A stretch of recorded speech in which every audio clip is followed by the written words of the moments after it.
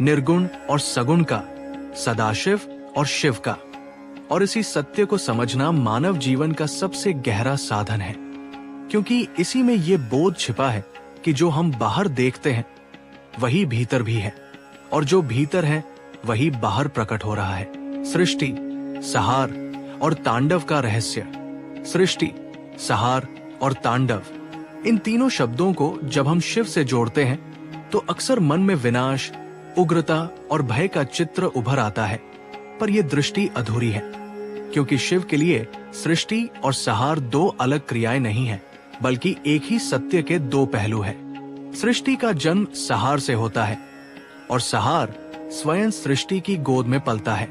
सदाशिव की निर्गुण अवस्था से जब शिव सगुण हुए, तब पहली बार चेतना ने स्वयं को गति दी और उसी गति का नाम सृष्टि पड़ा। सृष्टि कोई अचानक घटित हुई घटना नहीं थी, बल्कि चेतना का धीरे धीरे स्वयं को अनुभव करने का विस्तार थी। शिव ने सृष्टि को रचा नहीं जैसे कोई कारीगर वस्तु बनाता है, बल्कि उन्होंने स्वयं को बहने दिया और उस बहाव में रूप, रंग, लोक, काल और जीव प्रकट होते चले गए।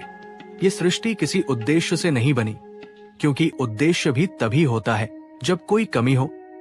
ये सृष्टि लीला थी, अस्तित्व की स्वयं से की गई बातचीत। शिव की सृष्टि का सबसे बड़ा रहस्य यह है कि वे उससे जुड़े हुए भी हैं और उससे अछूते भी।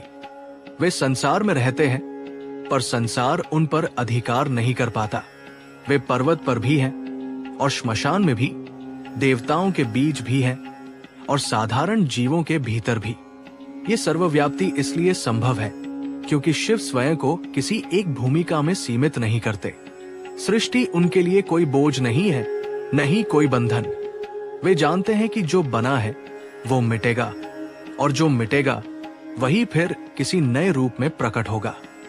इसलिए शिव सृष्टि से भयभीत नहीं होते और न ही संहार से विचलित होते हैं। उनके लिए दोनों एक ही प्रवाह के हिस्से हैं।